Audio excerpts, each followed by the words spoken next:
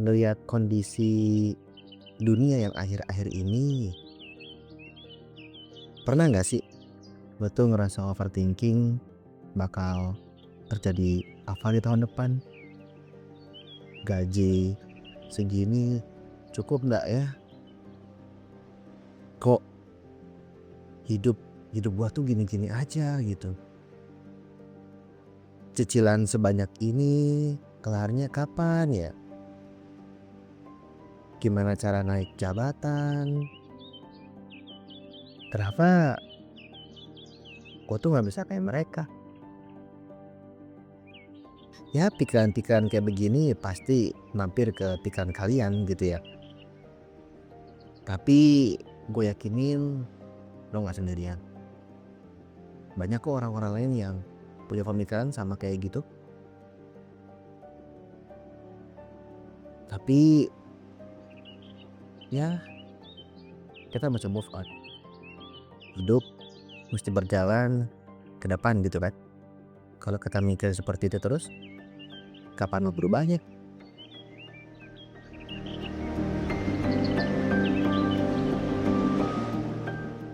Lo sadar gak sih?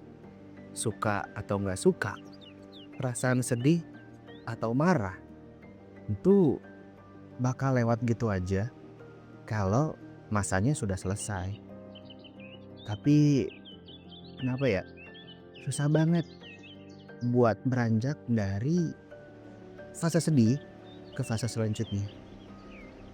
Bahkan orang-orang itu sampai harus pergi ke psikolog loh untuk nyembuhin dirinya sendiri, bantu dirinya sendiri untuk keluar dari fase sedih itu.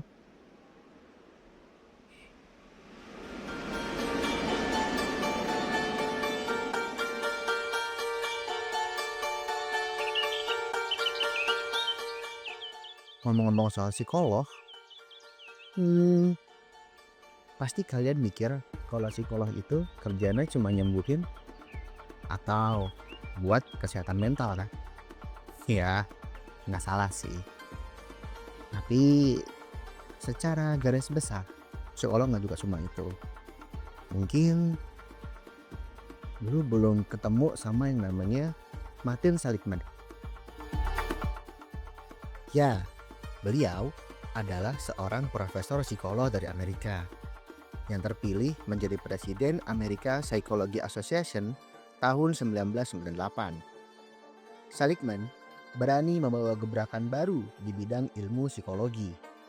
Ia mencetuskan kritik terhadap psikologi tradisional yang sebagian besar hanya berfokus pada kondisi negatif kesehatan mental maupun disfungsi sosial.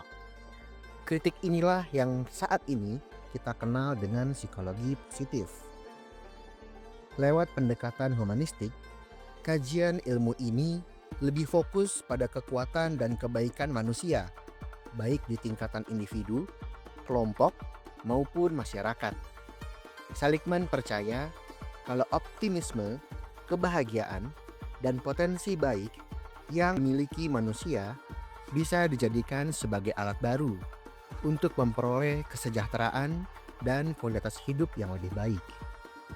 Pas lagi search video-video YouTube tentang motivasi, kalian pasti pernah dengar istilah self-improvement atau positive affirmation kan? Nah, itu adalah sebagian kecil dari penerapan ilmu psikologi positif tadi. Optimis dengan kemajuan ilmu ini, Profesor Seligman bahkan mendirikan pusat psikologi positif di Universitas Pennsylvania yang sampai saat ini masih beroperasi sebagai pusat pelatihan, penelitian, dan perkembangan psikologi positif. Balik lagi ke masalah awal tadi, ngerasa hidup gak pernah tenang. Emang psikologi positif bisa ngatasin hal itu? Jawabannya, ya bisa banget. Misi awal pengembangan psikologi positif ini adalah untuk mencapai kehidupan normal yang bermakna lewat mental yang sehat dan terpeliharanya bakat serta kejeniusan individu. Dimensi ilmu psikologi positif ini sebenarnya luas banget ya. Tapi singkatnya bisa dibagi menjadi tiga, yaitu positive subject states, positive individual traits, dan positive institution. Positive subject states itu lebih mengacu pada keadaan subjektif yang positif. Misalnya emosi positif, perasaan bahagia, optimisme, dan rasa syukur. Simpelnya begini, hari ini kamu ada interview, mood kamu jadi bagus banget. Berharap bisa segera keterima kerja. Saking senangnya, kamu berangkat pagi-pagi banget. Di perjalanan ternyata ban motor kamu bocor. Tapi karena masih pagi, kamu bisa ngadepin ini dengan santai. Bukannya dengan marah-marah. Justru langsung cepet-cepet cari bengkel biar motor kamu bisa beres dan masih bisa ngejar waktu untuk interview. Akhirnya kamu bisa interview dengan lancar dan berhasil diterima karena jawaban kamu saat interview bisa fokus dan tertata rapi. Hasilnya akan berbeda andaikan tadi saat ban motor kamu bocor, kamu langsung marah-marah dan negatif thinking. Mungkin interview kamu bakal jadi kurang lancar dan akhirnya gagal, nggak jadi dapat kerja.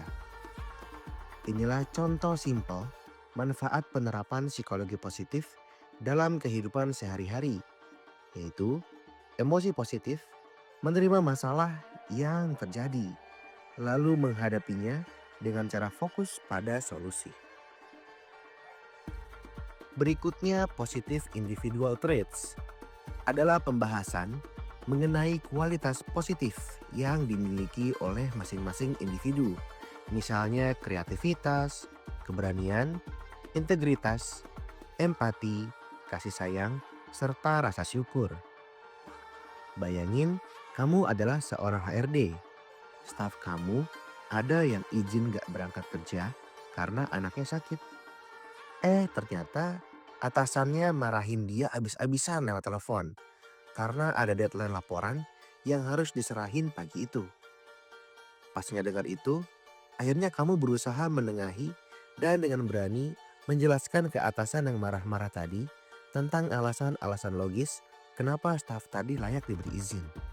Setelah itu, karena profesional, kamu juga berusaha ngasih solusi biar masalah laporan yang harus diserahin tadi bisa kelar tepat waktu. Misalnya, ngarahin staf tadi buat buka email sebentar dan ngirim soft filenya biar bisa di print sama staf lain yang di kantor. Nah, tindakan ini mencerminkan penerapan empati, keberanian, sekaligus integritas buat nyelesain masalah. Coba kalau kamu sebagai HRD tadi gampang terpengaruh. Tanpa mikirin empati, malah ikutan kepancing buat marah gara-gara staf tadi belum kelar kerjaannya. Mungkin kondisinya malah jadi makin rumit. Ini juga salah satu bukti kalau psikologi positif bisa ngebuat masalah tadi jadi kelar lebih cepat. Terakhir, positive institution, yaitu lembaga positif yang mempromosikan kesejahteraan dan menumbuhkan rasa kebersamaan. Lembaga ini bisa mencakup keluarga, sekolah, tempat kerja, komunitas, dan bahkan sistem politik dan hukum. Bayangin, kamu dari kecil tumbuh di keluarga broken home. Tiap hari yang kamu dengar adalah orang berantem dan berdebat. Lalu suatu ketika kamu join ke komunitas misalnya. Ternyata di sana kamu diperlakukan dengan baik oleh anggota yang lain. Kalau kamu lagi sakit, diperhatiin. Kalau kamu lagi diem, ditanyain ada masalah apa. Kalau kamu lagi marah, ditenangin. Kamu ngerasa bahagia dengan perhatian-perhatian kecil kayak gitu. Tindakan simpel kayak gini, kalau dilakuin tiap hari, lama-kelamaan ternyata berhasil ngerubah habit lu. Yang dulunya keras kepala dan suka marah-marah, jadi lebih lembut. Yang dulunya nir empati, jadi lebih bisa ngeliat orang lain. Akhirnya, suatu saat nanti kalau kamu berkeluarga, habit baik ini jadi kebawa. Kamu jadi tahu mana yang bagus dilakuin dan bikin bahagia, sama mana yang kurang baik dan bikin gak nyaman. Nah, sampai sini udah cukup jelas ya soal psikologi positif. Ya, simpelnya itu psikologi positif ilmu atau seni untuk mencapai kebahagiaan. Kalau di kehidupan sehari-hari, ya mungkin lu bisa terapin ilmu ini dalam bentuk memaafkan, berterima kasih, bersyukur, menerima musibah dengan lapang dada, atau bahkan sering bantuin orang lain. Tapi psikologi positif itu bukan cuma diterapin ke orang lain, tapi juga bisa diterapin ke diri sendiri. Kalau selama ini lo udah sering terima kasih sama orang lain, udah pernah belum ngomong terima kasih sama diri sendiri? Nah, itu tadi seputar psikologi positif. Kalau mau lebih banyak tentang psikologi positif, simak video selanjutnya ya.